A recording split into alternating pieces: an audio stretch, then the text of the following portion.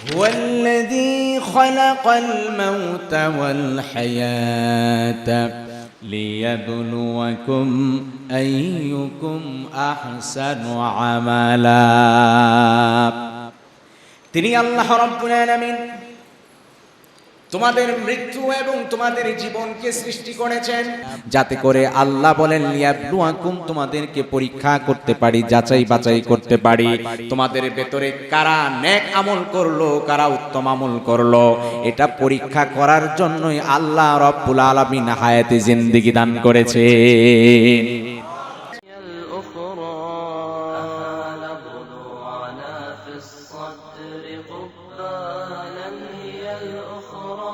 ليسجن نفسه فينا ويسجننا به قسرا. الحمد لله الذي نزل الفرقان على عبده ليكون للعالمين نذيرا. والصلاة والسلام على سيد الأنبياء والمرسلين. أما بعد فقد قال الله تعالى في كلامه المجيد والفرقان الحميد.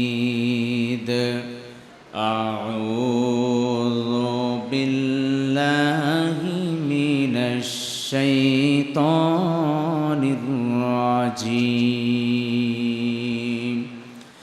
بسم الله الرحمن الرحيم. والعصر إن الإنسان لفي خسر إلا الذين آمنوا وعملوا الصالحات وتواصوا بالحق وتواصوا بالصبر. صدق الله العلي العظيم. شكل درود إبراهيم قولي اللهم صل على محمد وعلى آل محمد كما صليت على إبراهيم وعلى آل إبراهيم إنك حميد مجيد. اللهم بارك على محمد وعلى آل محمد كما باركت على إبراهيم وعلى آل إبراهيم إنك حميد مجيد. तेरे महबूब की या रब शबाहत लेकर आया हो, हकीकत को तो कर दे में सूरत लेकर आया हो। बलगल उला बिकमालिही कशफत तुजा बिजमालिही हसनत जमीउ खिसालिही सल्लु अलैहि वालिही। अल्हम्दुलिल्लाह। গতকাল আয়োজিত খানকায়ে আইয়ুবী হাফিজাহুল্লাহ এবং মসজিদ শাহ আহমদ শফি রহিমাহুল্লাহর উদ্যোগে আয়োজিত আজকের এই মহতি ইসলাহি মাহফিলের আগত সম্মানিত উলামা হাজারাত, বিভিন্ন মাদারিস থেকে আগত আসাতিজে কেরাম, সামনে উপবিষ্ট রয়েছেন কোরআন ও হাদিসের প্রেমে পাগলপাড়া চাতক পাখির নেই অপেক্ষমান মুরব্বিয়ান আওয়াম, কলিজার যুবক বন্ধুরা, এবং সামনে উপস্থিত রয়েছেন আজিজ তালেবান উলুমে নবুয়াত। আসুন আমরা আল্লাহ সুবহানাহু ওয়া তাআলার দরবারে অসংখ্য অগণিত শুকর ও সুজুদ আদায় করি, যে মহান মালিক আপনাকে আমাকে দুনিয়ার এই ব্যস্ততম জীবন থেকে কিছু সময় আল্লাহ সুবহানাহু ওয়া তাআলার কালাম থেকে বলা ও শোনার মতো তৌফিক দিয়েছেন। এমনই বরকতি মহতি ওলামায়ে কেরামের মজলিসে এসে সমবেত হওয়ার জন্য তৌফিক এনায়েত করেছেন। সেই মহান মালিকের দরবারে কালিমাতুশ শুকর আদায় করি বলে আলহামদুলিল্লাহ। সম্মানিত হাজিরিন, সময় অতি সংক্ষিপ্ত, আলোচনা অতি বিস্তৃত। এই সংক্ষিপ্ত সময় এবং বিস্তৃত আলোচনা এর মাঝে সমন্বয় রেখেই কিছু কথা বলার চেষ্টা করব। আল্লাহ সুবহানাহু ওয়া তাআলা তৌফিক দান করুন, সকলে বলি আমিন। আমার ভাইরা, আমি পবিত্র কালামুল্লাহ শরীফ থেকে ছোট্ট একটি সূরা, সূরাতুল আসর আপনাদের সম্মুখে তিলাওয়াত করেছি। এই সূরা সম্পর্কে পরিপূর্ণ পূর্ণাঙ্গ তাফসীর বা আলোচনা যদি আমাদের জানতে হয়, তাহলে কমপক্ষে 2 থেকে 2.5 ঘন্টা সময় নিয়ে যদি আলোচনা করা যায়, তাহলে এখান থেকে কিছু ইলম আল্লাহ সুবহানাহু ওয়া তাআলার পক্ষ থেকে আশা করি হাসিল করা সম্ভব। কিন্তু যেহেতু সময় সংক্ষিপ্ত, লম্বা আলোচনা না করে মোটা দাগের কিছু কথা এবং সরল অনুবাদ করে আপনাদের কাছ থেকে বিদায় নেওয়ার চেষ্টা করব। আল্লাহ সুবহানাহু ওয়া তাআলা তৌফিক দান করুন, সকলে বলে আমিন। সম্মানিত ভাইয়েরা আমার, এই সূরাটি যদিও ছোট্ট কয়েকটি আয়াত নিয়ে এই সূরা, সূরাতুল আসর, এটি এতটাই গুরুত্বপূর্ণ একটি সূরা, এতটা তাৎপর্যপূর্ণ একটি সূরা। ইমাম শাফিঈ রাহিমাহুল্লাহ এই আয়াতে কারিমা সম্পর্কে তিনি যে মূল্যায়ন করেছেন, ইমাম শাফিঈ রাহিমাহুল্লাহ সূরাতুল আসরের ব্যাপারে ঘোষণা করেন যে আল্লাহ সুবহানাহু ওয়া তাআলা গোটা কোরআন কারীমের সূরা ফাতিহা থেকে নাস পর্যন্ত নাজিল না করে শুধুমাত্র কেবলমাত্র যদি এই ছোট্ট সূরাটি সূরা আসরই নাজিল করে দিতেন, তো গোটা কোরআন কারীমের ভেতরে যে ইলম রয়েছে, সার নির্যাস রয়েছে, সমস্ত সার নির্যাসকে আল্লাহ সুবহানাহু ওয়া তাআলা সূরা আসরের ভেতরে নাজিল করে দিয়েছেন। গোটা কোরআন অন্য সব সূরা নাজিল না করে শুধুমাত্র যদি সূরা আসরটাই নাজিল করা হতো, গোটা উম্মতের জন্য এই ছোট্ট সূরাটাই নাজাতের জরিয়া হয়ে যেত। অর্থাৎ এই সূরার মধ্যে অতি সংক্ষিপ্ত আকারে এত গুরুত্বপূর্ণ কথা এই সূরার ভেতরে আলোকপাত করা হয়েছে। আল্লাহ সুবহানাহু ওয়া তাআলা বলেন, ওয়াল আসর, এই আসরের অর্থ হচ্ছে, এখানে মুফাসসিরিনে কেরাম 2টি অর্থ করেছেন। আসর এর শাব্দিক অর্থ হচ্ছে সময় বা যোগ বা কাল। আরেকটি ব্যাখ্যা হচ্ছে আসরের নামাজের সময়। আল্লাহ সুবহানাহু ওয়া তাআলা আসরের নামাজের সময়ের কসম অথবা যোগ বা কালের কসম করে আল্লাহ সুবহানাহু ওয়া তাআলা বলছেন, ওয়াল আসর, শপথ, কসম, যুগের, শতাব্দী, সময়ের। আল্লাহ সুবহানাহু ওয়া তাআলা যে জিনিসটার কসম করেন, যে বিষয়টা নিয়ে স্বয়ং আল্লাহ তাআলা কসম করেন, ওটা সাধারণ কোনো জিনিস না। ওটার মর্যাদা, তাৎপর্য বেশি হওয়ার কারণে দুনিয়ার আর অন্য সব বিষয় থাকতেও সময়ের কসম করে আল্লাহ সুবহানাহু ওয়া তাআলা আমাদের জন্য মেসেজ দিচ্ছেন, মানব জীবনের সময় অত্যন্ত গুরুত্বপূর্ণ একটি অধ্যায়। সময় আপনার আমার জীবনে অত্যন্ত গুরুত্বপূর্ণ একটি বিষয়, ঠিক কিনা? আল্লাহ রাব্বুল আলামিন কালামুল্লাহ শরীফে ঘোষণা করলেন, হুয়াল্লাযী খালাকাল মাউতা ওয়াল হায়াতা লিয়াবলুয়াকুম আইয়ুকুম আহসানু আমালা। তিনি আল্লাহ রাব্বুল আলামিন তোমাদের মৃত্যু এবং তোমাদের জীবনকে সৃষ্টি করেছেন। জীবন মরণকে যে আল্লাহ রাব্বুল আলামিন দিয়েছেন, এই জীবন মরণকে পরিচালনা করার জন্য আল্লাহ রাব্বুল আলামিন গোটা জীবনটাকে সময়ের সাথে আবর্তিত করে দিয়েছেন। আপনার আমার জীবনটাকে যদি অতিবাহিত করতে হয় ঘড়ির কাঁটার সাথে, সময়ের সাথে আপনার আমার জীবনটাকে অতিবাহিত করতে হবে।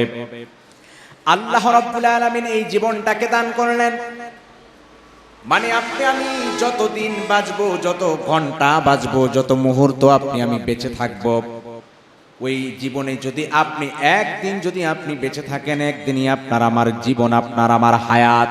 যদি এক মাসও আপনি বেঁচে থাকেন, আপনার আমার ওই এক মাসটাই হলো আপনার আমার জীবনের হায়াত। আল্লাহ রাব্বুল আলামিন এই হায়াতে জিন্দেগির সময়ের কসম করে আল্লাহ রাব্বুল আলামিন বলেন সময়টা বড় দামি জিনিস। সুতরাং এই জীবন মরণকে আল্লাহ রাব্বুল আলামিন সৃষ্টি করে জানান দিতে চান, আমি এমনিতেই তোমাদেরকে সৃষ্টি করি নাই, আমি আল্লাহ রাব্বুল আলামিন হায়াত মউত দিলাম যাতে করে আল্লাহ বলেন লিয়াবলুয়াকুম, তোমাদেরকে পরীক্ষা করতে পারি, যাচাই বাছাই করতে পারি, তোমাদের ভেতরে কারা নেক আমল করলো, কারা উত্তম আমল করলো, এটা পরীক্ষা করার জন্যই আল্লাহ রাব্বুল আলামিন হায়াতে জিন্দেগি দান করেছে, সময় দিয়েছেন, হায়াত জীবন দিয়েছেন। আর এই জীবনটাই হচ্ছে সময়। আপনি একদিন যদি আপনি বাঁচেন, একদিন, এটা তো সময়। আপনার হায়াত, আপনার জীবন হচ্ছে একদিন। এক মাস বাঁচলে সেটা এক মাস আপনার জীবন। আপনি 60 বছর বাঁচবেন, 60 বছরই আপনার জীবন। এই গোটা সময়ের কসম করে আল্লাহ বলেন সময়টা খুব দামি জিনিস। অন্যান্য রেওয়ায়েতে বলেন মুফাসসিরিনে কেরাম যে আসরের সময়ের কসম করেছেন, কারণ সেই সময়টায় মানুষ গাফেল থাকে, দুনিয়ামুখী হয়ে যায়, আল্লাহ থেকে গাফেল হয়ে যায়। আল্লাহ সুবহানাহু ওয়া তাআলা কসম করে সামনের পয়েন্টগুলোকে শক্তিশালী করবার জন্য, মজবুত করার জন্য কসম করে বললেন। আল্লাহ রাব্বুল আলামিন বলছেন ইন্নাল ইনসানা লাফি খুসর, নিশ্চয় নিশ্চয় আল ইনসানা সমগ্র মানব জাতি, অর্থ মানুষ, ইনসান অর্থ কি? কথা বলেন, ইনসান অর্থ কি? মানুষ। আর আল ইনসানা আলিফ লাম যখন যুক্ত হবে ইস্তিগরাক লিল ইস্তিগরাকি, সমগ্র মানুষ, সমগ্র মানব জাতি লাফি খুসর, তারা খাসারার মধ্যে আছে, ক্ষতিগ্রস্তের মধ্যে আছে। এই কথা বলেছেন কে? আল্লাহ সুবহানাহু ওয়া তাআলা বলেন সমগ্র মানুষ ক্ষতির মধ্যে পড়ে আছে, খাসারার মধ্যে আছে। ক্ষতিগ্রস্ত কাকে বলে? আপনি 5 লক্ষ টাকা নিয়ে ব্যবসা শুরু করলেন, এই 5 লক্ষ টাকা নিয়ে আপনি ব্যবসা শুরু করেছেন, ব্যবসা শেষে আপনি লাভবান হলেন 50,000 টাকা, আপনি লাভবান হলেন, আপনার এখানে ক্ষতি হয় নাই, বরং 50,000 টাকা আপনি 5 মাস 6 মাস পরে আপনি লাভবান হয়েছেন। আপনার মূলধন হলো 5 লক্ষ টাকা, আর লাভ হয়েছে কত? 50,000 টাকা। কিন্তু বিষয়টা যদি এমন হয় আপনি 5 মাস এই টাকা খাটালেন বা 1 বছর খাটালেন, কোনো আপনার লাভ হয়নি, কিন্তু আপনার মূলধন ঠিকই আছে, এখানে আপনার কোনো লাভ আসেনি, কিন্তু আপনার মূলধন, মূল পুঁজিটা রয়ে গেছে, এতেও আপনি ক্ষতিগ্রস্ত হন নাই, ঠিক কিনা? তবে লাভের ক্ষতি আপনি হয়েছেন, এটা অন্য কোথাও ব্যবহার করলে আপনি লাভবান হতেন, মানে লাভের লস হয়ে গেছে। কিন্তু যদি বিষয়টা এমন দাঁড়ায় লাভ তো আপনার হলোই না, 5-6 মাস পরে আপনি 5 লক্ষ টাকার যে মূল পুঁজি ছিল এটা ধ্বংস হতে হতে, নষ্ট হতে হতে অর্ধেক নাই, মাত্র 2 লক্ষ টাকা আছে বা 2.5 লক্ষ টাকা আছে, তখন আপনি অর্ধেক আপনি ক্ষতিগ্রস্ত হয়ে গেলেন। আপনি আপনার ব্যবসায় বা আপনার যে বিনিয়োগ করেছেন এটিতে আপনি ক্ষতিগ্রস্ত হয়ে গেলেন, আপনার বিরাট বড় একটা লস হয়ে গেল, ঠিক কিনা? কিন্তু যদি বিষয়টা এমন দাঁড়ায় যে 5 মাস পরে লাভ তো হয়ই নাই, আপনার মূলধনের অর্ধেকও নাই, বরং মূলধনের সব শেষ হয়ে গেল, তখন আপনি সবচেয়ে বেশি ক্ষতিগ্রস্ত হয়ে গেলেন, ঠিক কিনা? আল্লাহ বলেন খাসারা, এই যে এই ধরনের ক্ষতি, ইন্নাল ইনসানা লাফি খুসর। আল্লাহ বলেন সমগ্র মানব জাতি খাসারার মধ্যে আছে, ক্ষতিগ্রস্তের মধ্যে আছে। অর্থাৎ যে লোকটা মূল পুঁজিও হারায়, লাভ হারায়, আসল লাভ সব হারায় ফেলে, ওই লোকটা যেমনি ভাবে ক্ষতিগ্রস্ত হয়, সমগ্র মানব জাতি ক্ষতির মধ্যে আছে। আল্লাহ সুবহানাহু ওয়া তাআলা বলেন বান্দা টেনশনের কোনো কারণ নাই, চিন্তার কোনো কারণ নাই। আমি আল্লাহ সুবহানাহু ওয়া তাআলা তোমাদের এই ক্ষতি থেকে উত্তরণের জন্য, ক্ষতি থেকে মুক্তির জন্য 4টা পয়েন্ট বর্ণনা করে দিচ্ছি। এই 4টা পয়েন্ট যারা অনুসরণ করবে, আল্লাহ সকল প্রকার খাসারা থেকে হেফাজত করবেন। আল্লাহ রাব্বুল আলামিন বললেন ইল্লাল্লাযীনা আমানু ওয়া আমিলুস সালিহাত। বান্দা তুমি ক্ষতিগ্রস্তের মধ্যে পড়ে গেলা, সমগ্র মানব জাতি ক্ষতির মধ্যে পড়ে যাবে। ইল্লাল্লাযীনা আমানু, কিন্তু যারা ঈমান আনয়ন করবে, আল্লাহর প্রতি যারা বিশ্বাস আনয়ন করবে, যারা দুনিয়ার জীবনে আল্লাহ রাব্বুল আলামিনকে রব হিসেবে মেনে নিবে, আল্লাহর প্রতি ঈমান বলে ঈমানদার হিসেবে আল্লাহর প্রতি বিশ্বাস রেখে যেই ব্যক্তি মুমিন বলে পরিচয় দিবে, এবং আখিরাতের যত বিষয় রয়েছে সব বিষয়গুলোর প্রতি বান্দা পরিপূর্ণ ঈমান আনয়ন করবে, এবং সাথে সাথে আমলে সলে নেক কাজগুলো বান্দা করতে থাকবে। আল্লাহ রাব্বুল আলামিন বলেন বান্দা সবাই ক্ষতিগ্রস্ত হয়ে যাবে, কিন্তু যদি ঈমান আনয়ন করো, সেই সাথে যদি নেক কাজগুলো করতে পারো, আমলে সলে যদি করতে পারো, আমি আল্লাহ রাব্বুল আলামিন ঈমানের বদৌলতে, আমলের বদৌলতে সকল প্রকার খাসারা থেকে হেফাজত করব। সমস্ত ক্ষতি থেকে বাঁচতে পারবে, তারাই বাঁচবে আল্লাযীনা আমানু, যারা ঈমান আনয়ন করলো। ঈমানের উপর দীর্ঘ সময় আলোচনা রয়েছে আমার ভাইরা, আলোচনা লম্বা করছি না। 2 নম্বর হচ্ছে ওয়া আমিলুস সালিহাত, যারা নেক কাজ করবে। ওয়া আমিলুস সালিহাত, যারা নেক কাজ করবে। ওয়া তাওয়াসাউ বিল হক ওয়া তাওয়াসাউ বিস সাবর। 3 নম্বর, যারা হক, সত্যের পথে, হকের পথে, নিজেও হক পথে অবিচল থাকবে। তাওয়াসাউ, ওসিয়ত করবে, নির্দেশ দিবে, প্রতিবেশীকে হক পথে চলবার জন্য পরামর্শ দিবে। 3 নম্বর পয়েন্ট হলো হকের পথে আহ্বান করা, মানুষকে ডাকা। আল্লাহ সুবহানাহু ওয়া তাআলা বলেন ওয়ালতাকুম মিনকুম উম্মাতুন ইয়াদউনা ইলাল খায়র ওয়া ইয়া'মুরুনা বিল মা'রুফ ওয়া ইয়ানহাউনা আনিল মুনকার। আল্লাহ সুবহানাহু ওয়া তাআলা বলেন তোমাদের মধ্য থেকে যেন একটি জাতি থাকে, একটি দল থাকে, উম্মত থাকে, ইয়াদউনা ইলাল খায়র, যারা মানুষকে কল্যাণের পথে ডাকবে। আজকে কল্যাণের পথে ডাকার মানুষের বড় অভাব। মানুষ মানুষকে শুধু কুবুদ্ধি দেয়, মানুষ মানুষকে শুধু কুবুদ্ধি দেয়। আল্লাহর হাবিব বলেন খায়রুন নাসি মান ইয়ানফাউন নাস, সবচেয়ে উত্তম মানুষ হলো ওই মানুষ যে মানুষের উপকার করে। আজকে সমাজে উপকার করার মানুষের বড় অভাব। আল্লাহ বলেন যেন মানুষকে কল্যাণের পথে ডাকে, সৎ কাজে আদেশ করে, অসৎ কাজ থেকে বাধা প্রদান করে। এই গুণাবলী যাদের ভেতরে থাকবে, আল্লাহ তাআলা খাসারা থেকে, ক্ষতি থেকে তাদের হেফাজত করবেন, বলি সুবহানাল্লাহ। 4 নম্বর পয়েন্ট হচ্ছে ওয়াতাওয়াসাউ বিস সাবর, ধৈর্যের উপদেশ দিবে, পরস্পরের ধৈর্যের উপদেশ দিবে। অটল অবিচল থাকতে হবে। বান্দা দুনিয়ার জমিনে চলতে হলে নানান মুসিবত, বিপদ আপদ আসতেই থাকবে। এই সকল বিপদে আপদে মুসিবতে পড়ে আল্লাহর উপর বিশ্বাস আনয়ন করে, আল্লাহর উপর পরিপূর্ণ আস্থা আনয়ন করে যারা ধৈর্য ধারণ করবে, আল্লাহ সুবহানাহু তাআলা তাদেরকে সকল প্রকার খাসারা থেকে হেফাজত করবেন, বলি সুবহানাল্লাহ। আমার ভাইরা, সংক্ষিপ্ত সময় শেষ করে দিচ্ছি। ধৈর্যের বিষয়ে 2 মিনিটের ছোট্ট একটি ঘটনা আপনাদেরকে শোনাতে যাচ্ছি। আমাদের হযরত চলে আসছে, হুজুর যদি অনুমতি দেন।